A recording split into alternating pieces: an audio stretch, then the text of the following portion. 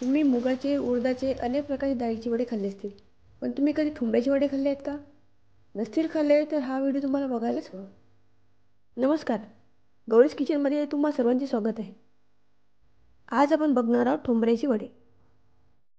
रेसिपीला सुरुवात करण्याआधी कमेंट करून सांगा तुम्ही हे वडे खाल्ले आहेत की नाही. सर्वप्रथम 1 वाटी ज्वारी स्वच्छ धुवून रात्रभर भिजत घालावी. दुसऱ्या दिवशी कुकरमध्ये ही भिजलेली ज्वारी 2 वाटे पाणी, हळद आणि मीठ घालून शिजायला ठेवावी. लक्षात घ्या, ज्या वाटीने आपण ज्वारी मोजून घेतलेली आहे त्याच वाटीने 2 वाटे पाणी मोजून घालायचे. कुकर गॅसवर ठेवून 4 शिट्ट्या होऊ द्या. आधी 10 मिनिट गॅसचा पॉवर मोठा ठेवायचा. 10 मिनिटानंतर कमी पॉवरवर ज्वारी शिजू द्यायची. 4 शिट्ट्या झाल्यावर कुकर थंड झाला आहे आणि ज्वारी शिजली आहे.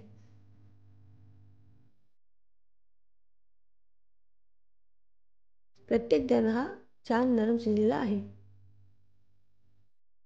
ही उकळलेली ज्वारी ओढून घ्यावी किंवा मिक्सरमधून जाडसर पेस्ट करून घ्यावी.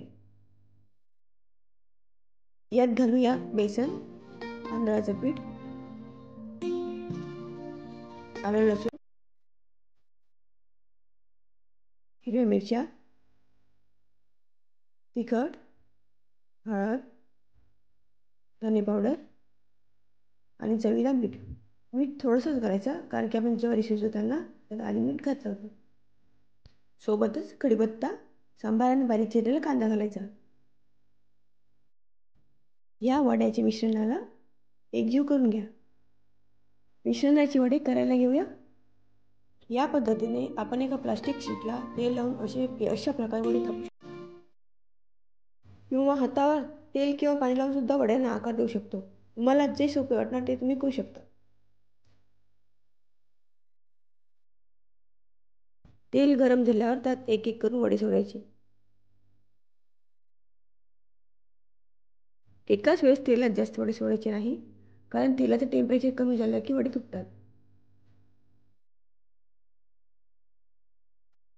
वड्यांना मध्यम पॉवरवर खरपूस सोनेरी रंगाची होईपर्यंत तळून घेऊया. ठोंबऱ्याचे वडे खायला तयार आहेत. हे वडे तुम्ही गोड दही, टोमॅटो सॉस किंवा तुमच्या आवडीच्या चटणीबरोबर खाऊ शकता. तुम्हाला ही रेसिपी आवडली असेल तर लाईक आणि शेअर करायला विसरू नका आणि माझ्या चॅनलला सबस्क्राईब नक्की करा.